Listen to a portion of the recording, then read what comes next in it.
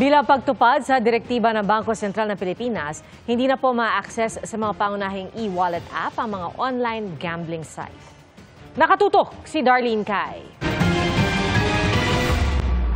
Dati po, pag open mo, makikita mo sa G-Live. Ngayon po, pag click ko talaga, wala na siya. Pagbukas si Johnny ko kaninang umaga ng kanyang e-wallet, hindi na ito nakalink sa online sugal na bilang rider ay naging libangan daw niya kapag nakatambay at wala pang booking. Sa utos kasi ng BSP o Bangko Sentral ng Pilipinas, dapat ngayong araw wala na ang link at icon ng gambling app at website sa mga e-wallet. Sa GCash, makikita agad ang advisory na nagsasabing tatalima sila sa utos ng BSP. Alas 8 kagabi, August 16, sinuspinde na nila ang access sa gaming. Hanggang kagabi lang din ang ibinigay na palugit para i-withdraw ng users ang pera nila mula sa gaming accounts pabalik sa e-wallet. Sumunod na rin ang maya sa utos ng BSP mula alas 8 kagabi. Dinisable o tinanggal na nila ang link ng gambling site sa games feature ng app.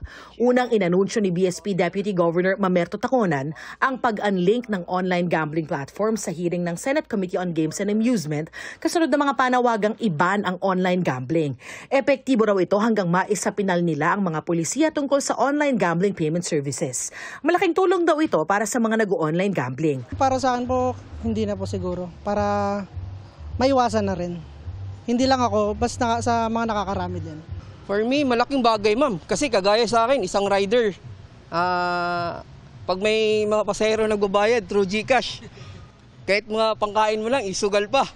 Ayon kay Committee Chairperson Erwin Tulfo, ang pag-delink ng e-wallet firm sa online gambling sites ay senyales na handang makipagtulungan ng business sector sa gobyerno para tugunan ang problema ng online gambling addiction. Pero dapat din anyang silipin ng ibang online platforms dahil lumipat daw ang online gambling firm sa mga messaging app at online shopping platform.